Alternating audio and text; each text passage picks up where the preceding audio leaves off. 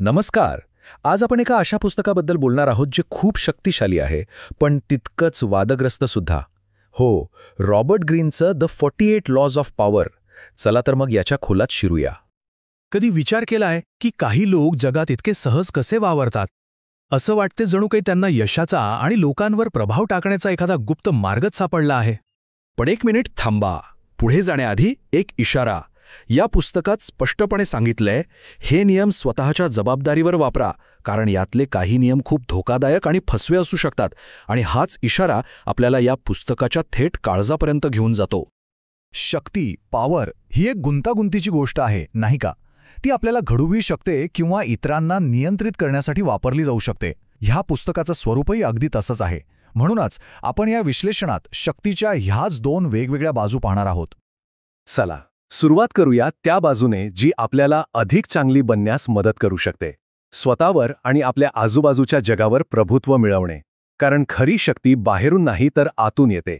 इथे आपण त्या नियमांबद्दल बोलू जे आत्मनियंत्रण, योग्य रणनीती आणि सामाजिक बुद्धिमत्ता वाढवतात.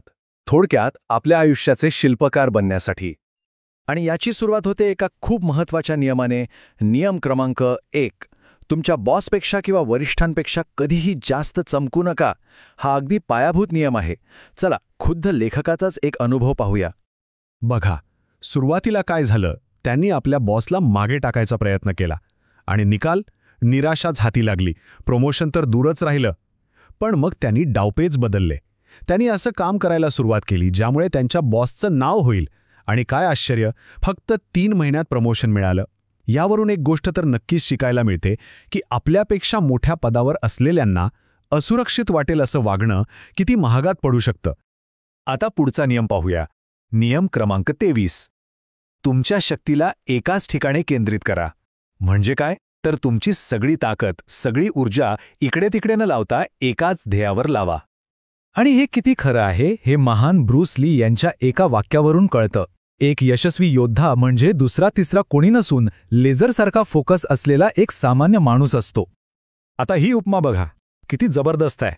एकीकडे आहे ब्लो टॉर्च. तो काय करतो? आपली ऊर्जा पसरवतो आणि त्यामुळे फक्त धातूचा वरचा भाग गरम होतो. पण दुसरीकडे आहे लेझर. तो आपली सगळी ऊर्जा एकाच बिंदूवर आणतो आणि परिणाम, तो 6 इंच जाड स्टील सहज कापून टाकतो. बघा, शक्ती तीच, फक्त फोकस बदलला आणि परिणाम कितीतरी पटीने वाढला. आता आणखी एक महत्त्वाचं तत्त्व जे ओळख बनवण्याबद्दल आहे. नियम 25. स्वतःला नव्याने घडवा. म्हणजे समाजाने तुमच्यावर लावलेले शिक्के स्वीकारू नका. स्वतःची एक नवी शक्तिशाली ओळख तयार करा. आणि याचं सर्वोत्तम उदाहरण कोण असेल तर अर्नॉल्ड श्वार्झनेगर. विचार करा, एक वर्ल्ड चॅम्पियन बॉडी बिल्डर, तिथून तो बनला हॉलिवूडचा सगळ्यात महागडा अभिनेता, मग कॅलिफोर्नियाचा गव्हर्नर आणि एक यशस्वी उद्योजक सुद्धा. प्रत्येक वेळी त्यांनी स्वतःला पूर्णपणे बदलून टाकलं, नव्याने घडवलं. तर हे नियम आपल्याला आंतरिक शक्ती, योग्य रणनीती आणि सामाजिक बुद्धिमत्तेच्या जोरावर शक्तिशाली बनवतात.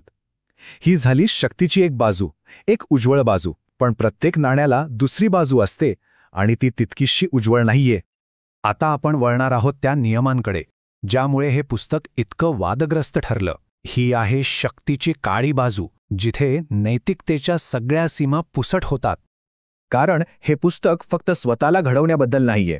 यात काही अत्यंत क्रूर, अत्यंत धूर्त डावपेचांचाही समावेश आहे. जसं की नियम क्रमांक 3. तुमचे खरे हेतू लपवा. लोकांना नेहमीच अंधारात ठेवा.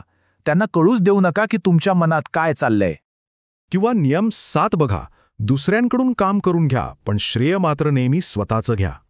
मग येतो नियम 12, जो खूपच धोकादायक आहे. कधीतरी प्रामाणिकपणा आणि उदारता दाखवून समोरच्याला निःशस्त्र करा, जेणेकरून तुम्ही त्याच्यावर सहज वार करू शकाल.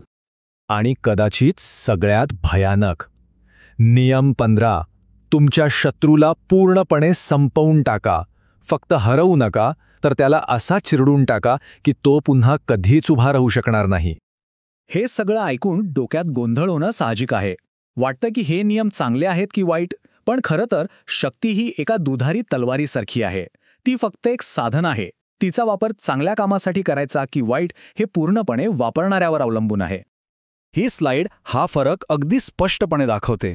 बघा, एका बाजूला आहेत आत्मविकासाचे नियम जे आंतरिक शिस्तीवर आणि दूरच्या ध्येयावर लक्ष ठेवतात, आणि दुसऱ्या बाजूला आहे ही काळी कला जी फक्त बाह्य नियंत्रणावर, फसवणुकीवर आणि विजयावर लक्ष केंद्रित करते. एक बाजू स्वतःला घडवते तर दुसरी इतरांना तोडते. म्हणून शेवटी एकच गोष्ट लक्षात ठेवायची आहे. शक्तीचे हे 48 नियम म्हणजे एक शक्तिशाली टूलकिट आहे. त्याचा उद्देश काय असेल हे ते वापरणारी व्यक्तीच ठरवते. आणि शेवटी हा आकडा 48 ही फक्त एक संख्या नाही, तर शक्तीचा हा जो काही खेळ आहे तो समजून घेण्याची एक संपूर्ण प्रणाली आहे. वादग्रस्त आहे पण संपूर्ण आहे. आणि जाता जाता एक प्रश्न मागे सोडून जातो. हुशार रणनीती आणि निर्दयी फसवणूक या दोघांमधली ती बारीक रेषा नक्की कुठे असते? विचार करण्यासारखा प्रश्न आहे नाही का?